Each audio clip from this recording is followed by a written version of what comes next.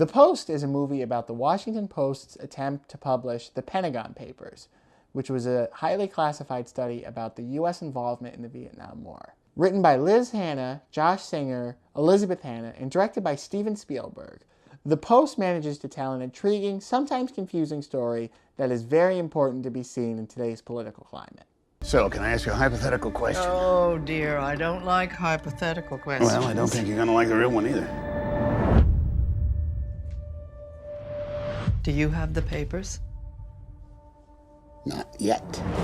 In March of 1971, a top-secret study of the United States' involvement in the Vietnam War, titled The Pentagon Papers, was leaked to the New York Times. The Times began publishing articles about the study until the Nixon administration had barred them from publishing more. While this was going on, the Washington Post also was trying to, and did, receive a copy of the study and began publishing. The Post specifically centers around the Washington Post's effort to get a copy of the Pentagon Papers and the legal battle that followed. Meryl Streep plays Katharine Graham, the publisher of the Washington Post. It's worth mentioning that Katharine Graham is credited as the first female to publish a major newspaper. Tom Hanks plays Ben Bradley, the editor of the Washington Post at that time. Both shine in their roles. This is a devastating security breach that was leaked out of the Pentagon. The most highly classified documents of the war. This is an excellent movie, plain and simple. The thing about this story is that it's very fitting for the time period that we live in. In this era of fake news that we're currently living in, this movie unapologetically reminds us how important a free press is. It never loses its message, and I give it a lot of credit for that. Some films may try and present both sides, but this film doesn't, and it needed to not do it. One of the more interesting choices I thought the film made was how it portrayed Richard Nixon. Nixon is kept in the shadows throughout this film, and there is, to the best of my knowledge, no actor playing him. What they choose to do is have actual audio from Richard Nixon playing as his dialogue, as Nixon famously recorded every conversation he had in the Oval Office. And what this does is almost make Nixon out to be a, I don't want to say cartoonish villain, but like a foreboding villain. I compared it to how in the first episode of Star Wars, the Emperor is always kept in the shadows. You never see his face, and you only hear his voice and have a silhouette.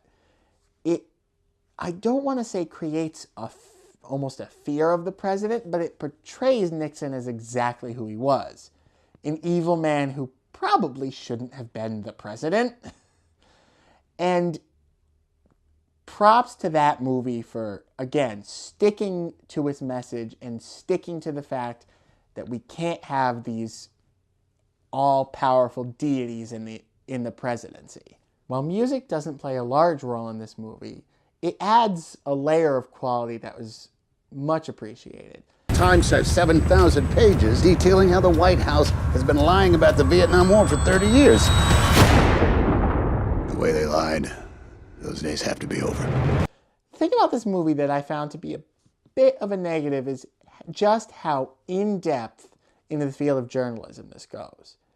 Now, that may seem like a strange complaint, but here's why I think it's a negative.